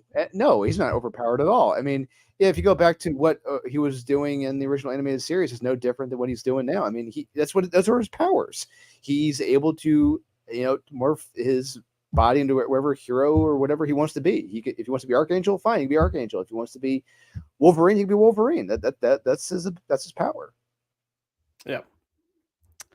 Ivan Sanchez also said Gambit will be back. Will he? Do we think Gambit will be back? I don't think so. I don't either. At least I feel like we're going to go at least through next season without having him. If they bring him back by the end of the season, I'm going to be mad. Yes, I'll be pissed. Yeah. It felt like a final thing. Absolutely. Yeah. Worked Krakoa and made it so much better than the comics. I agree with you there. The creators of the show actually care about these characters emotionally. I think it's easy for us to look back at the most recent Krakoa, but was it right when Whedon took over that they had ended with an attack on Genosha, or he ended with an attack on Genosha or something? That was during the Grant Morrison run. Yeah. Okay. That's when that happened. Right. And then a lot of mutants were killed, and the whole island was taken out. Yeah. Yeah. Because it was believed that Magneto was killed, but nope, fool you. He's alive the whole time and undercover as Zorn, who okay, never mind. That one. And Zorn seemed like such a cool character too, and then I was like, you ruined it. But then it turned out there was a Zorn character, so that makes it okay. Comics. They'll give you a headache, man, when you try to think about it. When you explain the backstory of certain characters, it's a headache. Especially when you explain it to normies, because normies are like, what? Let's go back to 1. So they're from where? Yeah. So what happened again? Yeah. Ivan Sanchez, supposedly for the MCU, they're looking for writers to handle both comedy and drama. They lost me with the comedy thing. So here's the thing. And I think we get caught up with writers and stuff and notes like this.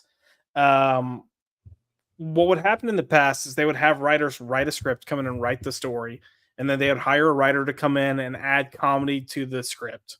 And I think instead what they're trying to do is find someone that can do it naturally. Because I don't think comedy is bad if it's done well or done the right way. And I know a lot of people like to give Joss Whedon shit because he adds little quirks and stuff in there.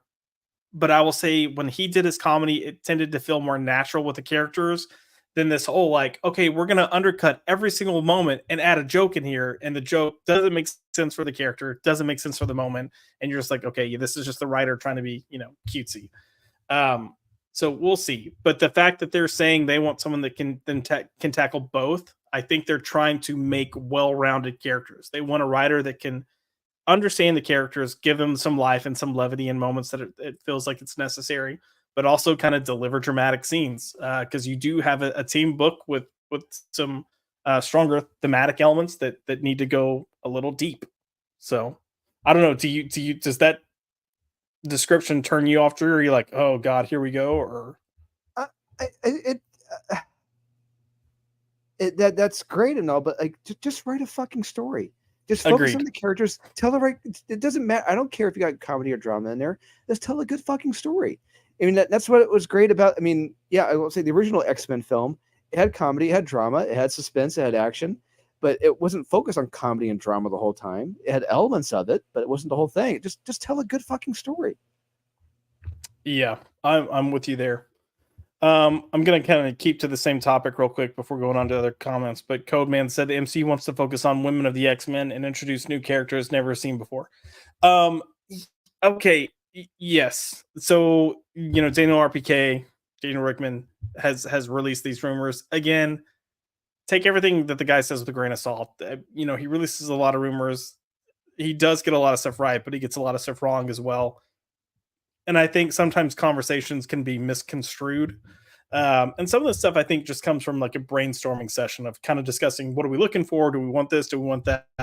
Because a lot of times when you're in these early stages, you have your quote unquote like committee of people that are trying to map it out and get it together. And they're literally just throwing out ideas. So, when they say, oh, we want there to be a focus on the women of the X-Men, you could say that there's been a heavy focus on Storm and Rogue and Jean. Like, as characters, they've probably been more of the focus for the series.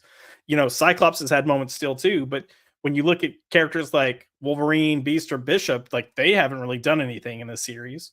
So No, I nothing. think, right. But I've appreciated that they haven't made this the Wolverine show. Like, I love Wolverine, but I kind of like that we're getting to see the other characters do stuff. So the women thing, it could lean that route. Like if you said you were gonna put more of a focus on Storm and let her be more of a leader, I'm okay with that. 100%.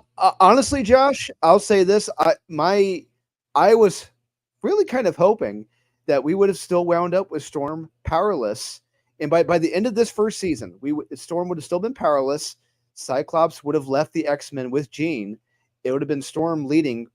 Punk Storm, with Beast, Bishop, and Wolverine, and maybe Rogue, and Jubilee. They're down in numbers, and maybe Nightcrawler fills the void, with some of those characters gone. It would have been a fun change up, but maybe they're afraid to go there. Maybe they didn't want to do that. I don't know. Yeah. On the kind of getting back to this comment with the MCU perspective, they mentioned they want to do characters that have never been seen before in live action. I get the need or desire to bring newness in, but I think at this point, a lot of people just want to see the core X-Men.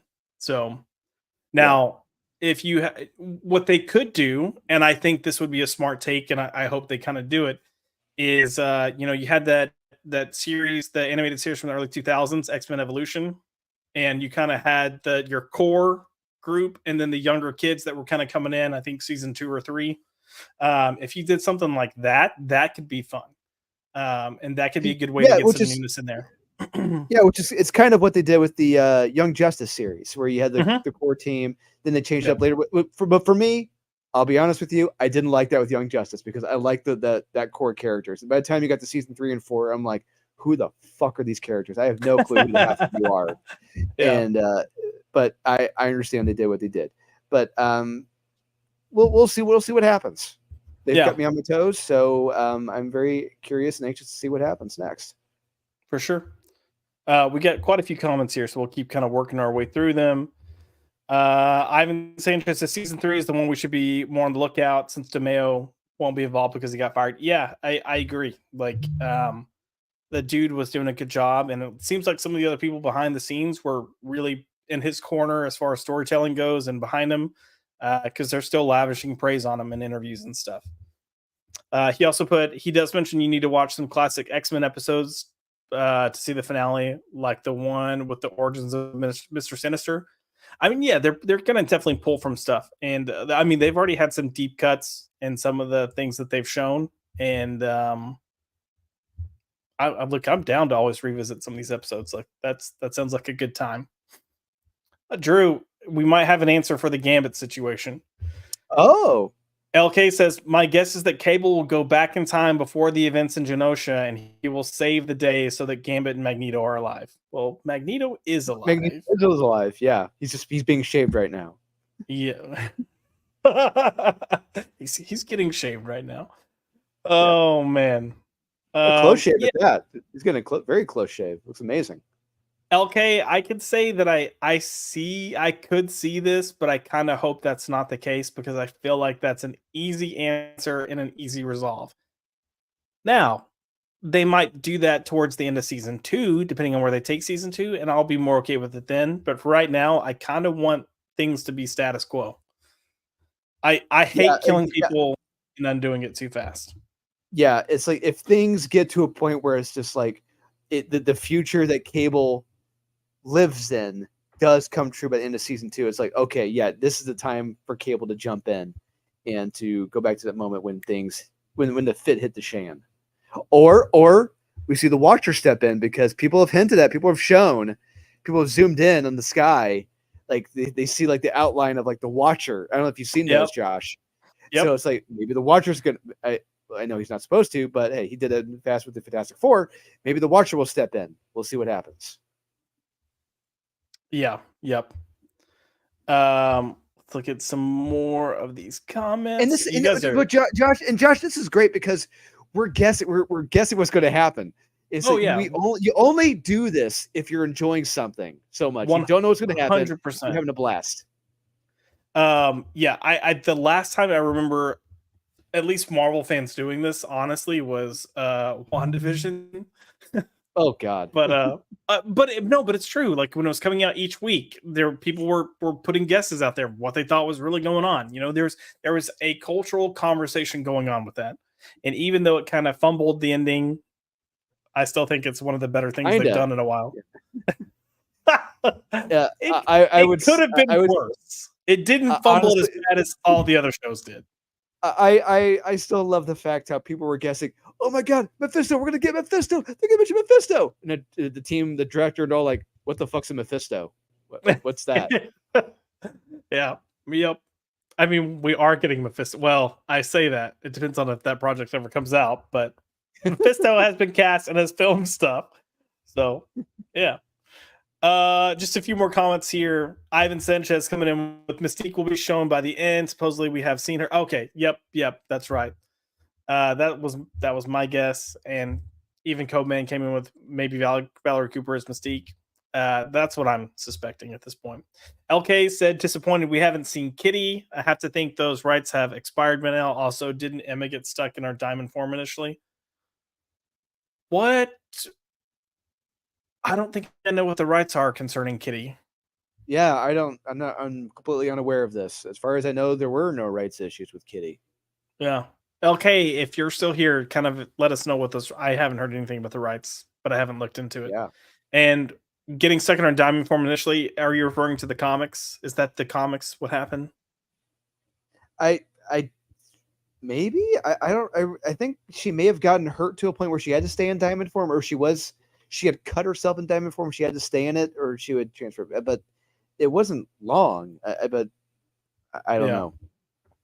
I like vaguely remembered. I just don't remember the details. Yeah. So these comics were 20 years ago. Those are popular for 20 plus years ago. It's like I'm starting to say, like, Jesus, I was in high school reading that shit. Wow. Oh yeah, no, I've forgotten more about comics than I remember at this point. I was going to Borders. I was going to Borders bookstore reading the comics when they came out. Jeez. Nice. We have Tim's talk in the house. Tim, I'm so glad your sources let you be here tonight. He says this series is dope, bruh. It is dope. I'm with you. And then he follows that up with, "This is my Rebel Moon." Oh no, come on! You're giving Rebel Moon too much credit. No, I think he's saying how other people are like, yeah.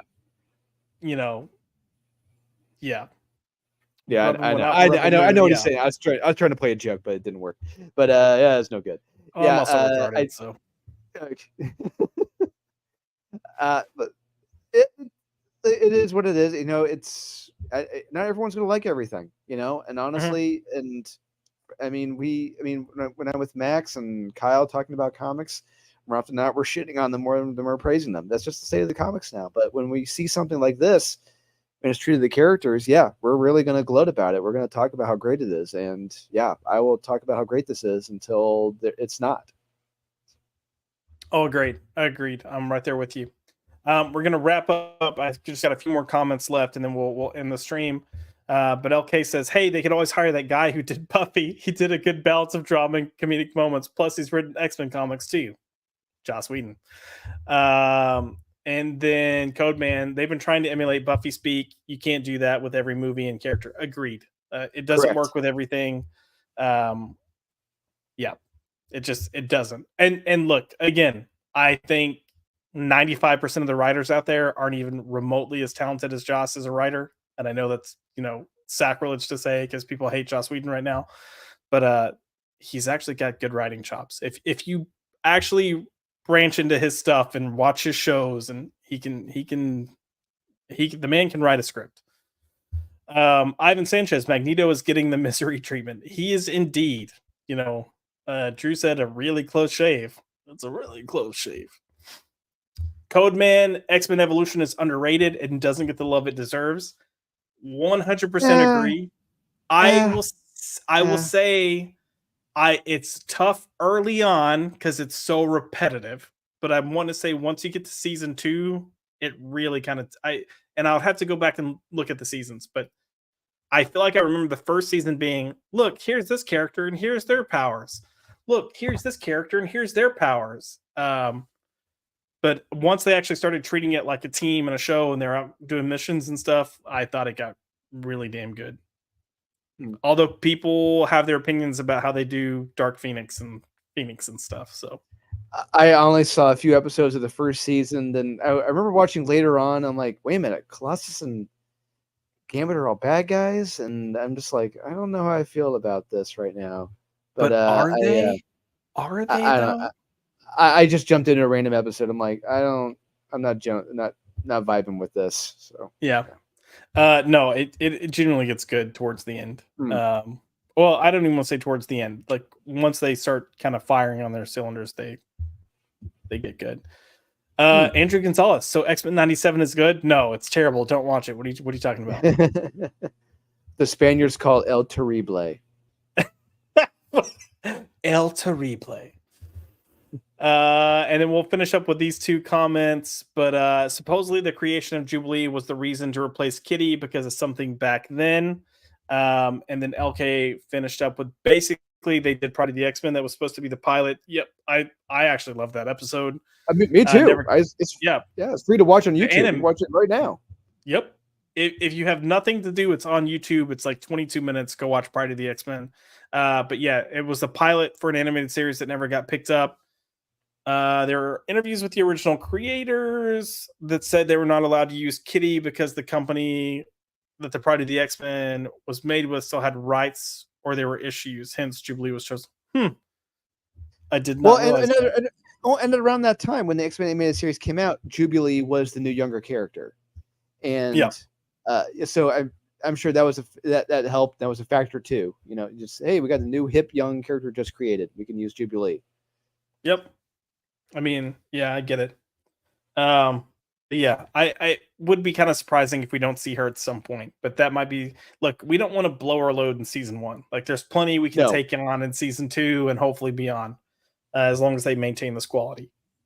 Yeah, I think that's pretty much it for us tonight. And if you haven't been watching X-Men 97, look, we just spoiled a ton of plot points for you, but it's worth it. Go watch it. It's a shit ton of fun.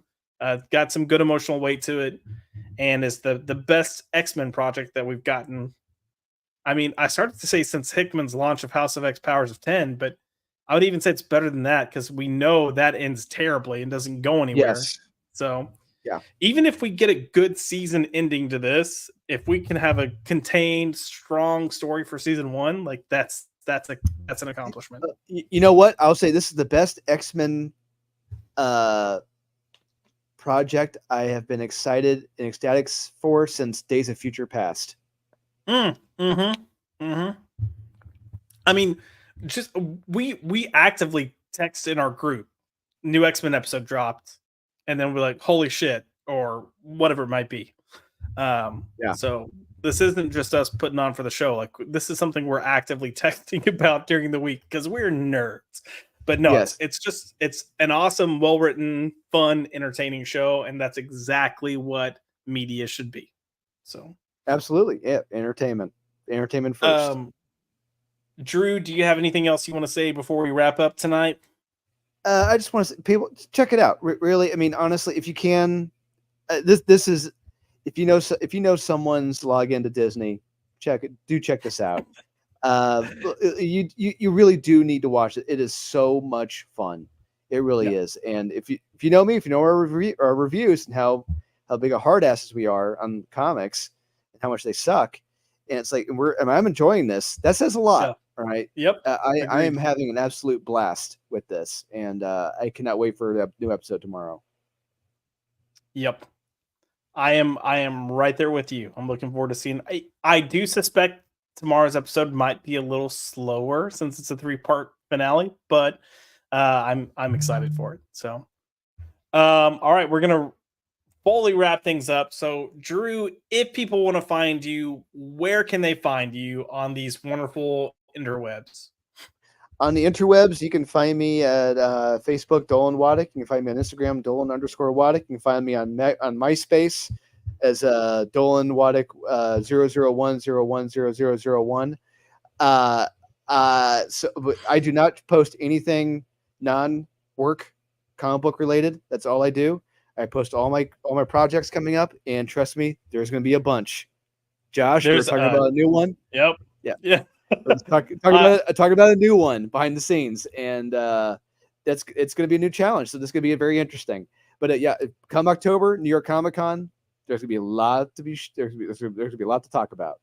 Look, let me put it this way: we did the launch party for Unholy Nightmare back in October around Halloween, and then I feel like we hit 2024, and I feel like every month I'm hearing from Drew. Oh, so I'm starting a new project. Oh, so I'm starting a new project. Oh, I got a call for this. Oh, I had to sign an NDA for this. And I'm like, dude, you were just on fire right now. So I'm ecstatic. And, we've had some behind the scenes conversations, Aaron and I have, about we got to read a script Drew did recently. And we were both talking about how we think it's the best thing he's done. Not to say that his other stuff isn't good, but it's just, We've read what it's a new level. It's different, and I can't wait to see the stuff come out throughout the year because it's awesome, and I hope you feel proud, and hopefully it's just the beginning of many great things. So it tells me that okay, I am not writing quote unquote shitty scripts. So things are going great. Shitty, yeah, absolutely. Yeah. If you would like to follow the channel on Twitter, you can follow it at @bypopped. As for myself, you can follow me at Joshua L. McDonald on Twitter. We are here every Tuesday. We are here once a month on Mondays for Marvelous Monday. Again, the original episode debut for Captain America First Avenger is out. We are recording next week for our 3rd episode, and then I'll actually drop our 2nd episode after that on the following Monday. Which is X-Men First Class. So that's pretty much in the books and ready to go. I was gonna drop it this Monday, but since we're filming and last time we did the live release, the live debut, whatever it is, I decided I wanted to do that again. So I'm pushing the 2nd episode back a week, but it is coming. And again, plenty of stuff in the works. I recently talked to Nadia. We're gonna prepare something that we're hoping to launch in the fall. So a lot of conversations about things coming. Just stay tuned. It'll happen. It'll be here, but a lot of good stuff. And if you want a hint on what the thing Nadia and I are working on together, I'll just say something wicked this way comes. Double toil and trouble.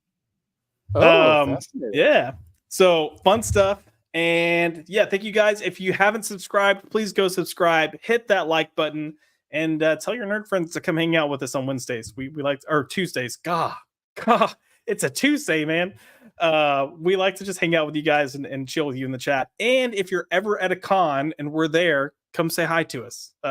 Drew's at a shit ton of cons, and he's looking to have a huge, New York Comic Con. So come say hi. We're friendly. Yeah, absolutely. Yeah, or at Dallas. We're all going to be at Dallas. So we're all going to be at Dallas. Yeah, we're gonna be a riot in Dallas, so get ready. But Thank you guys for tuning in, chat. Thank you for being active. You guys make this stream a lot of fun. You make it what it is, and I appreciate you more than you know. But with that, we are going to say good night, and I will see you on the flip side.